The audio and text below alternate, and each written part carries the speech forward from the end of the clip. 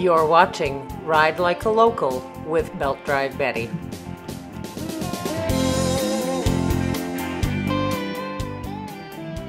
Ride Like a Local is brought to you in part by Community Futures, Grand Prairie and Region.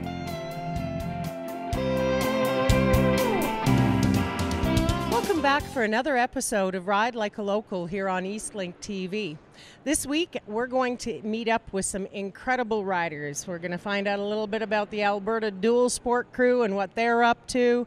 We're going to talk with Celtic Rider Motorcycle Rentals and Tours and a few other people. A gentleman who's taking in an amazing ride down to South America for MS. So come on, let's go experience what it's like to ride like a local in Alberta. I'm being joined right now by Bob Ross, who is a member of Nampa, the Northeast Alberta Motorcycle Tourism Association. Bob, tell us a little bit about what Nampa does up there in northeastern Alberta. Nampa is dedicated to promoting the Northeast region for motorcycling. It's been our experience in the past that people often neglect that part of the province, and we'd like to see more motorcyclists enjoy all the attractions that we have to offer, events and attractions. And there's a lot of events in northeastern Alberta. Let's go over a short list of them. There's the Border Bike Rally in Lloydminster, probably one of the bigger events in the region. Run to the Hills Rally in Two Hills. Heartland Bash, Andrew. 100 Sisters Run. 100 Sisters Run. The Hillbilly Hammer Down out of Ashmont. You know, it's amazing how in such a small region there can be so many wonderful motorcycle events. And there's a lot of businesses up in that northeast part of the province that truly love having motorcyclists come to them. Absolutely. There's a lot of businesses up there that really appreciate the motorcyclists and their business. They like to cater to them and work with them, yes. Now, you yourself have really been spearheading a project called the Fallen Riders Memorial. And last year when I visited up there, you had some good news. Tell us a little bit about that good news and where it's progressed to today. Well, last year, after some lengthy negotiations with the town of Two Hills, we finally secured a 99-year lease on the Wayside Campground on Highway 45 and Veterans Memorial Highway. This is going to be the future site of the Wayside Fallen Riders Monument. And you guys are getting ready to break ground soon. We are. This spring, we hope to make some improvements to the existing facilities there. And then right now we're in negotiations for some groundbreaking landscape work and such. Have you guys got your sketches done? Do you know how you're laying out those memorial gardens? We have a fairly rough idea, yes. A lot of it depends on donations coming in yet. And how could riders get involved with helping you with this memorial? What could they do that would be the most beneficial to you guys in getting this memorial up and running? Just to help to spread the word that the monument is going to be built.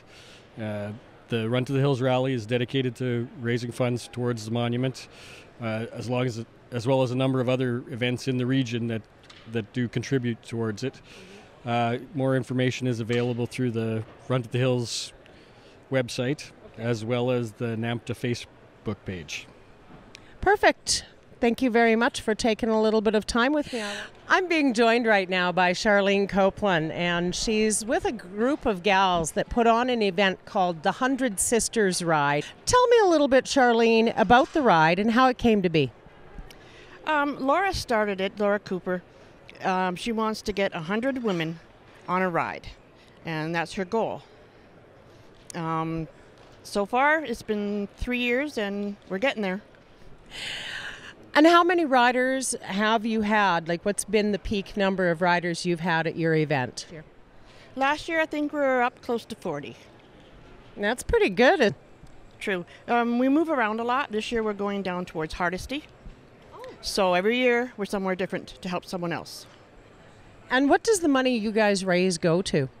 We are helping local women with financial needs, cancer victims, fallen sisters' families, stuff like that. Now, is this all part of an association? You guys aren't part of Women in the Wind or anything like that. This is just a loose-knit bunch of gals that have decided we want to make a difference. That is, we're going to make a difference. That's wonderful. What do you ride? I don't. You don't ride? No. Well, how did you get involved in a motorcycle ride if you don't ride? Well, I want to ride. It's getting there. But I've always been around bikes all my life. Brother rides, dad rides. So it's always there. If money was no object, what bike would you choose for your first motorcycle? Honda Shadow. What, you said that fast. What is it about the Honda Shadow that you love so much? I like it because it's something that I'll be able to handle. I don't know, I love it. And that's what riding's all about, is finding the stuff you love. Right on. Well, thank you, Charlene, for taking a little time to explain to our audience about the 100 Sisters ride, and how could ladies find out more about joining the ride? We are on Facebook, the official Pink Motor Sisters, as well as we have a website. Just Google Pink Motor Sisters, and you'll find us. I'm being joined by Mike Lalonde, who is a member of 3CAV, the Canadian Army Veterans Motorcycle Unit's Friesenberg unit. So tell me, Mike, a little bit about what it's like to be a member of 3CAV. Well, 3CAV here in Edmonton, Alberta is a fairly large club. It's a big riding club. We get to do some really good rides, and of course we get to ride while helping others, so we volunteer for several of the different charities. For example, the Ride for Dad. We man a booth every year. The camaraderie is great. We've got both serving and ex-military members, as well as supporters, women and men, and all different kinds of motorcycles. So it's a very diverse group. And a great bunch. Well, I've been a member of CAV now for almost 11 years, right? Pretty much since the inception of it. And I've had the pleasure of traveling right across Canada, riding with my different brothers and sisters from CAV. And actually, I didn't meet you here in Edmonton. Where did I meet you, Mike? Actually, I can recall we met first in 2009, I believe it was, at Wharf Rat Rally in Nova Scotia, and that's where we met originally. It is so, and that Digby Wharf Rat Rally, that's quite the gathering. It's not so much about the event, it's just about a whole bunch of people that get together that weekend. And being in the CAV is a lot like being in a family. So as a former member, I still wear patches on my vest from Fortress Europe, was the unit in Greenwood, Nova Scotia. Willie's unit. Willie's unit, and I was the vice president there, actually. Road captain at first, and then vice president. And then, of course, coming to Edmonton, not only did I transfer with the military, it was a transfer of units within the CAV. So, great family, actually. It's nice to be able to go from one side of this country to the other and slide right in like nothing's changed much. Exactly, just like meeting you today. It's very nice. It was so. Thank you for taking a little bit of time to talk about CAV with me, and glad to have you in Edmonton. We're glad to be at the show to let people know who we are and what we're about. Futures Grand Prairie and Region. Business development assistance, business planning, cash flows, market research, business loans up to $150,000. Community Futures, growing communities one idea at a time. The Sports Camera Store in West Edmonton Mall is your one-stop shop for Drift and GoPro action cameras. We carry Canada's largest selection of action cam accessories, along with video sunglasses, hidden and surveillance cameras, and more. Visit www.sportscamerastore.com or stop in to our West Edmonton Mall location, lower level by the bay. I'm being joined right now by Garry Kramer, who is undertaking an amazing ride for MS this year. Garry, can you tell me a little bit about the amazing ride for MS and why you chose MS as the disease you wanted to ride for? I've done a lot of MS fundraising in Ontario when I was living in Ontario, and we moved out here, and we're doing it because my wife has MS. She was diagnosed in 2006, and she got her license while she had MS, and she had a motorcycle, and so I'm doing this to raise awareness for MS and to raise some funds for MS research. Now, the trip you're taking is going to take you from Edmonton all the way down to South America. Tell us a little bit about that. It's as far as you can go south in South America. It's through all the Central American countries and then along the west coast of South America. I have people that I've met online that say that I can stay with them, and I just going to go down and do that. Along the west coast of United States, I have about 13 to 12 or 10 MS offices that I have to stop at to promote the ride and that. And then down to Phoenix, where then we start riding down through Mexico and down. Why did you choose to go all the way to South America? I've ridden all over Canada, the United States. Last year I was up to Dead Horse, Alaska. And so that this bike will then have been to the most northern point in North America and the most southern point in South America. How is your wife dealing with her MS? I know my husband has MS, and I know how hard that's been on his brain because it's a very cruel disease. You're fine today and you wake up tomorrow and your legs don't work, or you're blind or partially paralyzed. How is your wife coping with that kind of mental anguish that comes with this disease? She's been pretty good. She has primary progressive MS, so it's a steady decline. She's working full time. The biggest problem that she has is fatigue. So when she gets home at 5 or 6 o'clock, then she's pretty well wiped out, and we don't do a lot of stuff. But on the weekends, we'll go riding. I have another bike that we go riding with. She likes to go riding with me on the bike, and we do what we can. I mean, it's something you have to live with and something that we have to deal with, and it's just, that's what it is. That's it. When you tell us that you're planning on riding to raise some funds, raise awareness, what is the message you're going to be telling the people you meet along the way? That MS is a cruel disease, and I want to be able to let them know that if there's enough money for research, we can beat it. Thank you so much, Garry, and ride safe, man.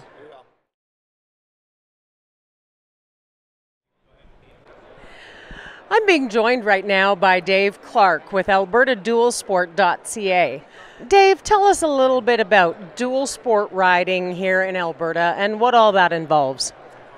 Dual sport riding in Alberta, well, dual sport class of motorcycles itself run from 200cc up to 1200cc. And with 165,000 kilometers of unpaved road in Alberta, it's a wonderful chance to get out and see the road less traveled, for want of a better phrase. For those who have never ridden a dual sport or don't really understand what that term is, let's take it a step back and tell them what a dual sport bike really is. A dual sport motorcycle is an on-road and off-road bike. It's just as capable on highways as it is on trunk roads and logging roads. Like I said, the class spans such a wide variety of bikes and such a large displacement. So from 200cc to 1200cc. They basically go anywhere, do anything. We span the adventure riding bikes as well as small motocross bikes that are street legal. So if a person wanted to get into dual sporting, of course, they can come to AlbertaDualSport.ca. And what kind of stuff are they going to find out about dual sport riding on your website?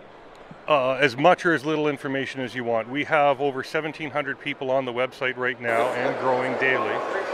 So it's a wonderful place to grab information. Even if you're just starting or considering looking into a dual sport motorcycle, trying to find information on what would be best for you as far as height, weight, size, riding style, what you're actually looking for when you actually get out there. So if you're more into aggressive off-road riding, you'd be looking for a smaller machine, whereas if you're more for the adventure touring and camping and spending a week or 2 or 3 on the road, then yeah, the larger motorcycles like the F650 that you mentioned mentioned, or even the 1200 Adventures like I ride, are also opportunities or potential bikes to purchase. And of course, dual sport riding can be very much a family sport. Let's look at that a little bit. You were telling me you've got two beautiful young daughters. Do you ever get them out on the bikes?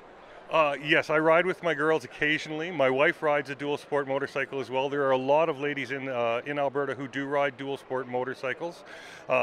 Unfortunately, my kids aren't legal age yet, but they do have bikes that we ride down on the property. So smaller 90cc's, just to get them interested. So as they get older, yeah, they'll be on dual sport bikes for sure. Right. So when you're looking at doing dual sport riding, you basically have a couple of different levels then. You have, you know, basically dipping your toe into the adventure riding aspect of it. Dipping it a little farther into the dual sport takes you way off-road where you're actually riding riverbeds and that kind of thing, correct? Oh, absolutely. I mean, the class of motorcycle and the riders that we have span every walk of life and every age group. Some of our younger riders are, just getting into the sport at, 16, 17, 18 years old. And there's one gentleman that we ride with on a regular basis who's 79 years young. So, yeah, we've got everybody from all walks of life and all ages. Well, thank you for giving us a little glimpse into what dual sport riding is, and all the best with your website, albertadualsport.ca. Thank you very much. You bought your bike from the brand you trust the most. That's what Dalton Timmis is for your insurance options. As a specialized motorcycle insurance carrier, we can get you the best coverage, customized to fit you at the very best price. Call 1-888-385-8466 or visit daltontimmis.com now to get your free quote. Growing communities one idea at a time is Community Futures Grand Prairie and Region, providing business planning, cash flows, market research, and business loans. Visit www.cfofgp.com to see how we can help you. I'm being joined right now by Paul Rollins of Celtic Rider Motorcycle Rentals and Tours. I had the blessing of being part of one of his tours this year, and it's so wonderful to welcome you to Canada, Paul. It's your second time here with the trade shows, and it's wonderful to see you again. I felt joined at the hip with you there when I was in Ireland, and then suddenly I felt bereft. So good to see you again. Thanks very much, Renee, and myself and Michael are very happy to be here. There's a deep, profound connection between our nation and your nation. I mean, there's not many businesses have access to people's driving licenses. And over the years, when we started to look at our database, we realised here, hang on, there's 9 times the population of Canada living in the US, and almost 50% of our riders are coming from Canada. Then we start looking where they're coming from. And where are they coming from? Alberta, Toronto. So that's why we're here, to reach out to more people. And another phenomenon about your country, and I can't understand it. So many riders are lady riders. Like, we're having the motor maids come over this year. There's 18 of them on an 11-day tour, and just like yourself, excellent riders. It's just remarkable. Canada does have a lot of lady riders. It's a very empowering thing to command your own machine. And I think a lot of women have really discovered that. I want to talk a little bit about Ireland and the newest tour that you've got. The tour I was on was a 10-day tour. Your new tour is really showcasing the Wild Atlantic Way, 2,500 kilometers of coastal riding, absolutely stunning scenery, incredible food, beautiful history, an amazing climate, 13 days. Why did you change the route from the original 10? Well, most of my routes up till now have brought people from the northwest down to the southwest of the island. But if you think about it, the Atlantic is on our western seaboard, and we drive on the left. So it's very logical to keep our clients on the left. So as you progress north, you don't have to cross the road to all the viewing areas. The longest defined coastal ride on the planet, bar none. 2,500 kilometers on an island that's only 480 from top to bottom. It's ridiculous, but it's true. Another thing that we have going for us is that 5 of our national parks are adjacent to the west coast. So the ride I have designed pulls my clients in and out from the most dramatic coastal sections to the most dramatic mountain passes every day. every day you have both. It's a brilliant tour. A long time working on it, but it's our number one. Now, when I was in Ireland with you guys in October, I was stunned at the quality of people. How did you find so many wonderful service providers that are so top drawer?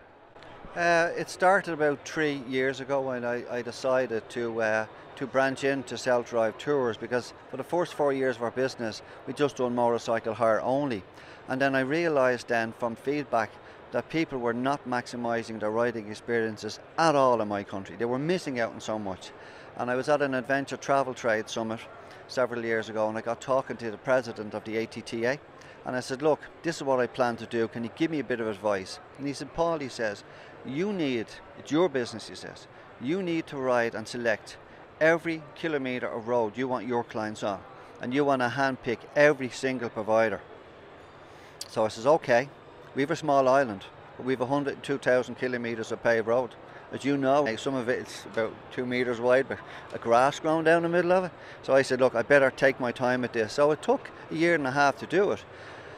And I get feedback from my clients all the time, and the feedback is like yours. If I get negative feedback, some people are gone. But you have it all.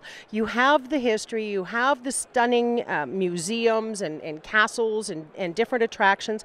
You have fabulous riding and the food. When the hell did Ireland become the gastronomic circle of Europe? Oh, it's been long known in Europe that Ireland, so one of our greatest exports is food. And then tourism. Tourism, because our country has been through the worst economic recession in about 100 years, old values really came back to the fore. And tourism is important. It generates and creates employment all around the country, in the little towns and villages all around the West. And I'm very, very proud that my business, in a small way, is like kind of contributing to the overall economic recovery of our country. Because when you add them all together, that's, it does matter. It does matter, and the fact of the matter is you actually do something with your company that a lot of people don't. Ireland is not about Dublin or Belfast or any of the larger centres. You actually take people into these beautiful little communities that have some of the most historical significance in your country. But I mean, why come all the way over if you can't experience the old, authentic, real Ireland? Our cities are absolutely beautiful, but they're a city at the end of the day. And although they, particularly Dublin, is like a typical European city, like a miniature Paris, for example, with lovely museums and restaurants everywhere, it's still a city. What riders want is outstanding landscape and seascapes to pass through on a motorcycle. Challenging roads. No one falls asleep on a bike in my country, I can tell you that much. 7 hours riding equates to maybe 250 kilometres, and that's a long day's ride. But that's the beauty about it. The other thing that I absolutely adored while I was in Ireland is the people. It didn't matter where we went, every little pub, every little store, whether we were at the chemist shop, it didn't matter. Everybody there has a smile on their face. They love their country, they love their life, and they're so pleased. Yeah, it's true. It's kind of getting a bit kind of unique in the world, I suppose, these days, but Irish people are not driven by the almighty dollar. We're an old, well-settled country. We believe in the 3 F's, which is family, friends and food. And they're the 3 essential components of anyone's life anyway. So, but it's in the west of Ireland where the pace of life is, as I said, slow and very, very community-based. The pub is the centre of attraction. It's not that we condone excessive alcohol, it's nothing like that. You could go into a pub in Ireland, have a pot of tea and sit over it all night. It's small pubs, people come in the evening times, local people, shopkeepers, farmers, they talk about what's going on in the country. A couple of old guys, or sometimes young people, 7, 8 years of age, take out fiddles and that and start a bit of a music session. You'd be lucky to see a television in an Irish pub. They're only there when there's an important Irish game on, otherwise you won't see them. It's not all about the ride, it's about the people too, do you know? It's a whole different scene altogether. I absolutely do. And for my audience, if any of you are considering a vacation of a lifetime, start saving your pennies and put Ireland on that bucket list. You will not be disappointed, believe me.